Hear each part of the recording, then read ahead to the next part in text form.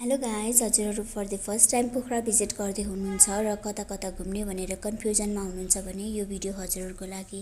पोखरा आइसकेपछि एउटा घुम्नै पर्ने डेस्टिनेसन भनेको सारङकोट। 20 देखि 25 मिनटमा पोखरा भ्यालीदेखि पुग्न सकिने यो ठाउँमा पोखरा भ्याली र बिचमा फेवातालको यो मेस्मराइजिङ भ्यू, राम्रो एउटा सुन्दर मन्दिर र ठुलो गणेशको मूर्ति भएको हामीले राम्रो इन्भाइरोमेन्ट पाउन सकिन्छ। यहाँको वातावरण, यहाँको भ्यू, सनसेट र सनराइज देखिने यो ठाउँबाट एकदमै हामी मोहित पर्न सकिन्छ। जाने बाटोको कुरा गर्दा एकदमै सजिलोसँग यहाँ हामी पुग्न सकिन्छ। बाटो एकदमै राम्रो छ। होइन, तपाईँ यदि केवल कार युज गरेर जान चाहनुहुन्छ भने पनि केवल कारबाट जाने सुविधा पनि रहेको छ।